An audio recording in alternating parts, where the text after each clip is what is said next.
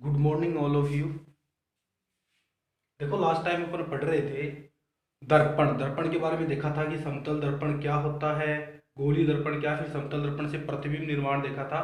आज अपन देखेंगे गोलीय दर्पण। गोलीय दर्पण, ठीक है। तो जिसने अभी तक चैनल को सब्सक्राइब नहीं किया वो चैनल को सब्सक्राइब करे। देखो गोलीय दर्पण, गोलीय दर्पण मैंने आप लोगों को बताया था कि वह दर्पण जिसका परावर्तक पृष्ठ क्या हो, गोलीय हो, वो क्या कहलाता है, गोलीय दर्पण। देखो कैसे था कि जैसे मान लो ये मेरे पास एक कांच का गोला है, ठीक है। इसको अगर मैं बीच से ऐसे काट दूं, ऐसे यहां से ऐसे ऐसे काट दूं, ऐसे ये लो, ऐसे काटने से मेरे पास इसके दो भाग बचे। एक तो इधर वाला ये, एक इधर वाला ये। अब देखो, अब तो क्या है, अभी तक तो ये सिंपल कांच है, ठीक है। अब इससे दर्पण कैसे बनेगा, दर्पण बनाने के लिए क्या करना पड़ेगा, इसकी एक साइड पॉलिश करनी पड़ेगी। तो मैं क्या करता हूं, ये वाला पार्ट है ना, इसके तो मैं बाहर की साइड पॉलिश कर देता हूं, मान लो ये लो, ठीक है। और ये वाला जो पार्ट है इसके अंदर की साइड पॉलिश कर देता हूं। और कोई साइड बची नहीं, ठीक है। तो देखो यहां से अपन को पता लगा कि गोलीय दर्पण दो प्रकार के हो गए। पहला तो कौन सा, अवतल दर्पण। पहला तो कौन सा, अवतल दर्पण। और दूसरा कौन सा, उत्तल दर्पण। दूसरा कौन सा, उत्तल दर्पण, ठीक है। तो गोलीय दर्पण तो क्या था, जिसका परावर्तक पृष्ठ क्या हो, गोलीय हो। बच्चों मैंने इस वाले भाग पर, गोले का जो ये भाग काटा था, इसके मैंने इस वाले भाग पर पॉलिश की, तो ये तो पॉलिश किया हुआ भाग है। ये अंदर जो भाग इसका बचा, ये होता है परावर्तक पृष्ठ।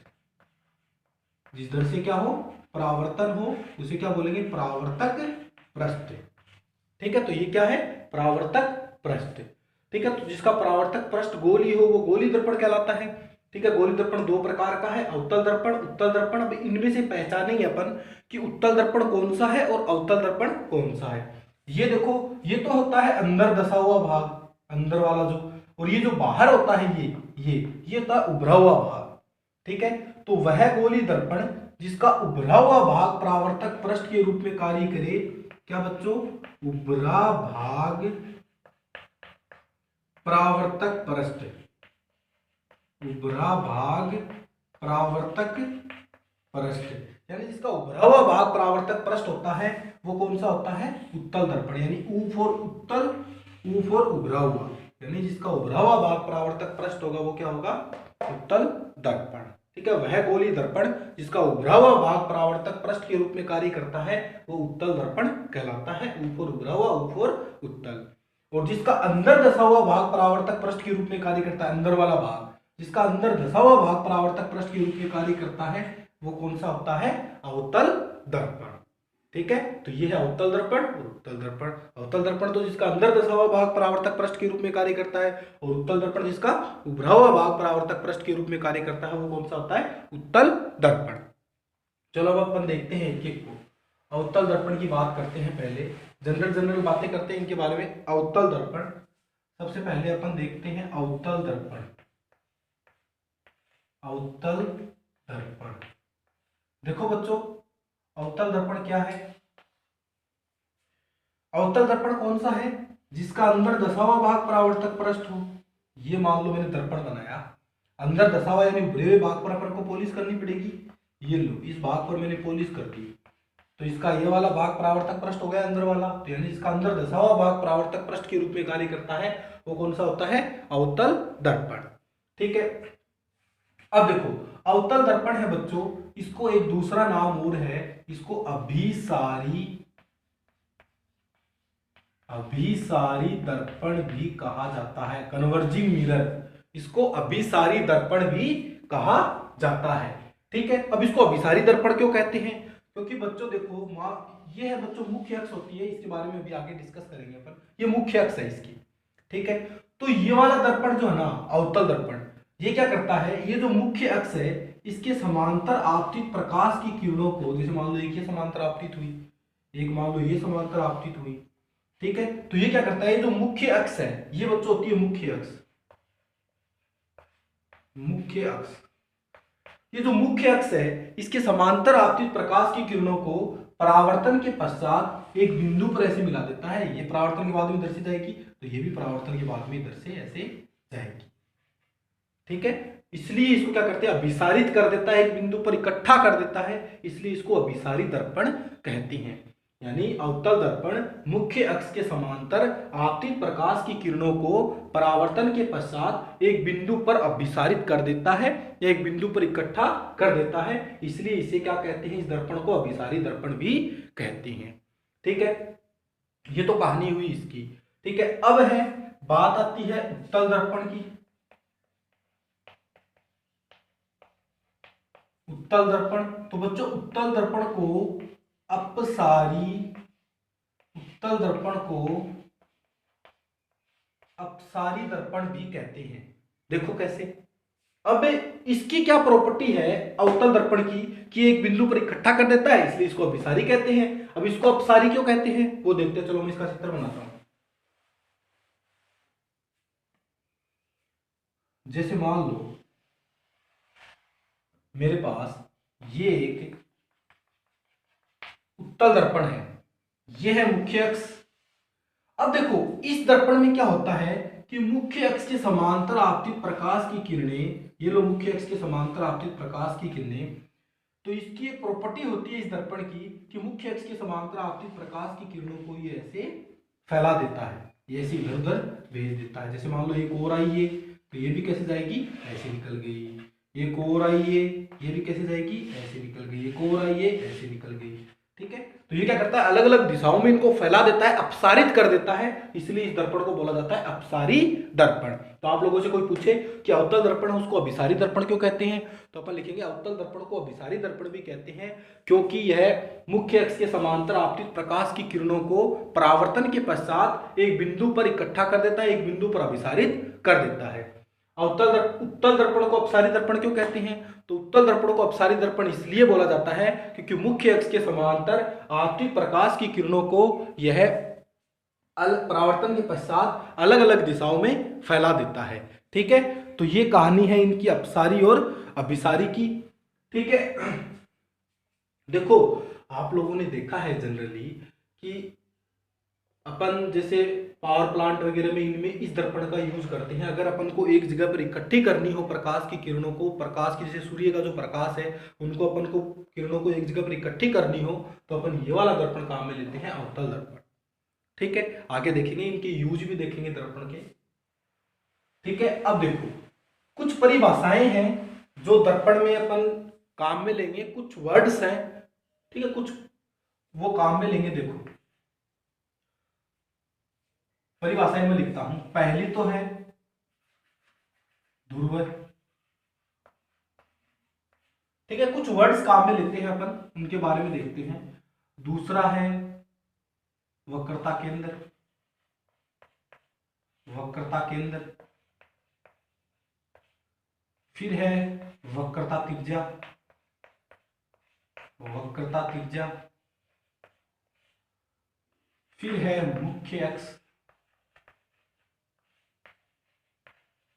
मुख्य अक्ष, फिर है मुख्य फोकस या फोकस बिंदु, जिसे फोकस बिंदु भी बोला जाता है, मुख्य फोकस या फोकस बिंदु, ये देखते हैं अपन, ठीक है। ये 5 परिभाषाएं हैं, छोटी छोटी परिभाषाएं, जनरली बोर्ड एग्जाम में कभी कभी पूछ लेता है इनमें से कोई भी परिभाषाएं, ठीक है।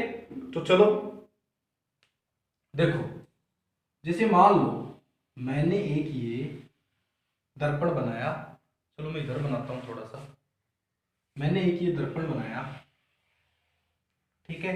मान लो ये अवतल दर्पण है, अवतल दर्पण की बात कर लेते हैं पर, मान लो ये अवतल दर्पण है, ठीक है।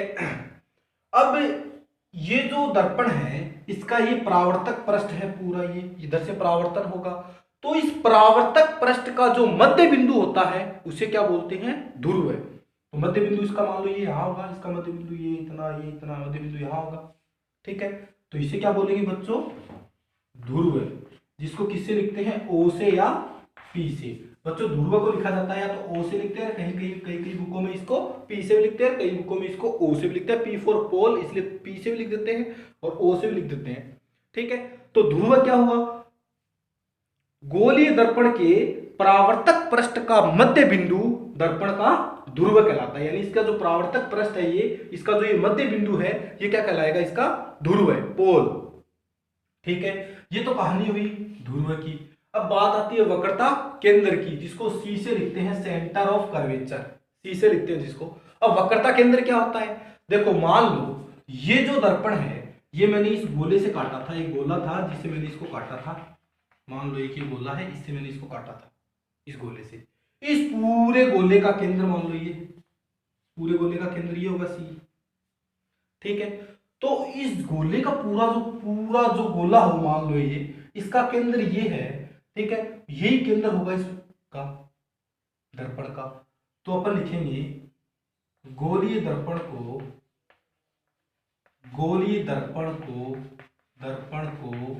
जिस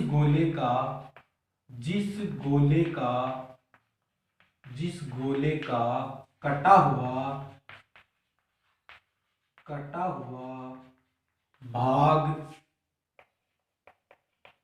माना जाता है,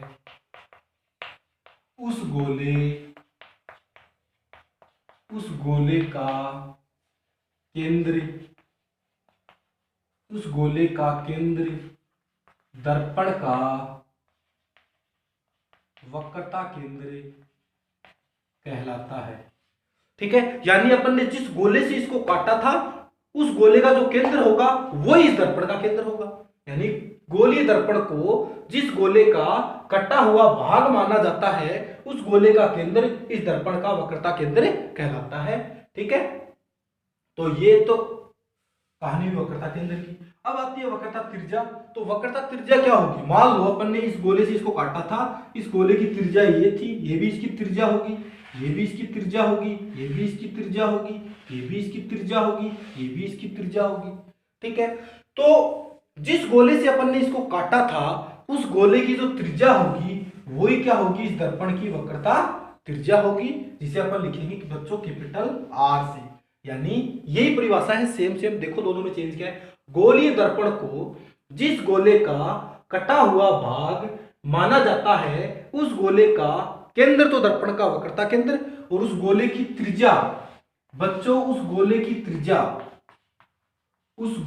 त्रिज्या दर्पण की वक्रता त्रिज्या कहलाती है।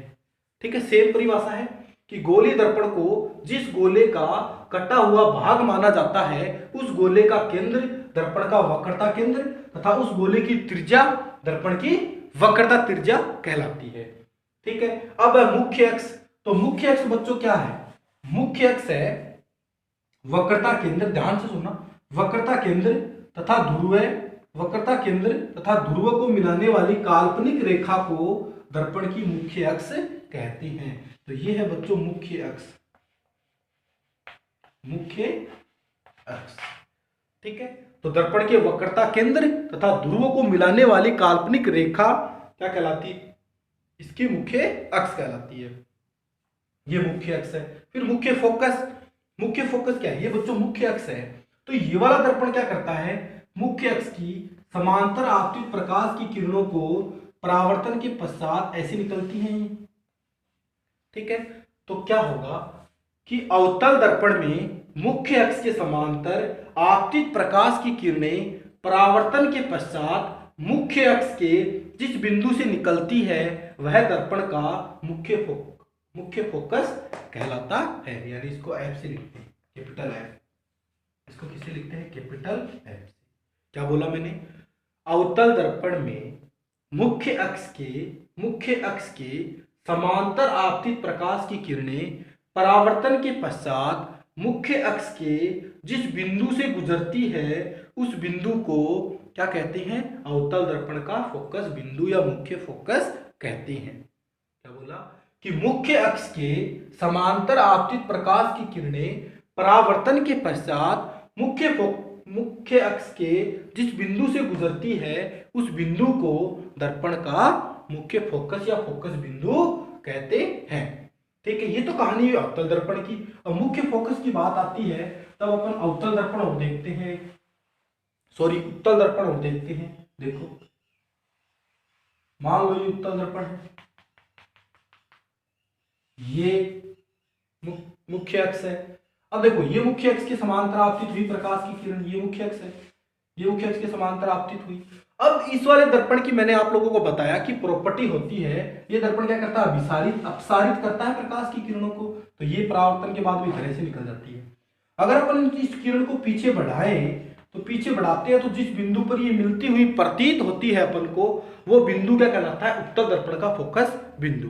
तो अपन मुख्य फोकस की परिभाषा ऐसे लिख सकते हैं कि गोलीय दर्पण में मुख्य अक्ष के समांतर आपतित प्रकाश की किरण परावर्तन के पश्चात मुख्य अक्ष के जिस बिंदु से गुजरती है या गुजरती हुई प्रतीत होती है, वो बिंदु क्या कहलाता है, गोलीय दर्पण का मुख्य फोकस कहलाता है। क्या बोला कि गोलीय दर्पण में मुख्य अक्ष के समांतर आपतित प्रकाश की किरण परावर्तन के पश्चात जिस मुख्य अक्ष के जिस बिंदु से गुजरती है या गुजरती हुई प्रतीत होती है, वो दर्पण का क्या कहलाता है, फोकस बिंदु या मुख्य फोकस कहलाता है। ठीक है, एक परिभाषा और है लास्ट, फोकस दूरी। फोकस दूरी बच्चों इसको स्मॉल एफ से लिखा जाता है। अब फोकस दूरी क्या होगी, मुख्य फोकस तथा ध्रुव के बीच की दूरी क्या कहलाती है, फोकस दूरी। यानी मुख्य फोकस तथा ध्रुव के बीच की दूरी क्या कहलाएगी, फोकस दूरी। चलो एक बार वापस बताता हूं सारी डेफिनेशन। ध्रुव क्या था, गोलीय दर्पण के परावर्तक पृष्ठ का मध्य बिंदु दर्पण का ध्रुव कहलाता है। उसके बाद में वक्रता केंद्र, गोलीय दर्पण को जिस गोले का कटा हुआ भाग माना जाता है, उस गोले का केंद्र दर्पण का वक्रता केंद्र कहलाता है। वक्रता त्रिज्या, गोलीय दर्पण को जिस गोले का कटा हुआ भाग माना जाता है, उस गोले की त्रिज्या दर्पण की वक्रता त्रिज्या कहलाती है। मुख्य अक्ष क्या है, वक्रता केंद्र तथा ध्रुवों को मिलाने वाली काल्पनिक रेखा क्या कहलाती है, मुख्य अक्ष कहलाती है। वक्रता केंद्र तथा ध्रुवों को मिलाने वाली काल्पनिक रेखा को क्या कहते हैं बच्चों, मुख्य अक्ष कहते हैं। ठीक है, उसके बाद में ये फोकस बिंदु या मुख्य फोकस या फोकस बिंदु क्या था, गोलीय दर्पण में मुख्य अक्ष के समांतर आपतित प्रकाश की किरणें परावर्तन के पश्चात जिस बिंदु से गुजरती है या फिर जिस बिंदु से गुजरती हुई प्रतीत होती है, वो बिंदु क्या कहलाता है बच्चों, फोकस बिंदु या मुख्य फोकस कहलाता है। अब फोकस दूरी, तो मुख्य फोकस तथा ध्रुव के बीच की दूरी, ये जो दूरी होगी बच्चों, ये जो दूरी होगी इसे फोकस दूरी कहते हैं। ये दूरी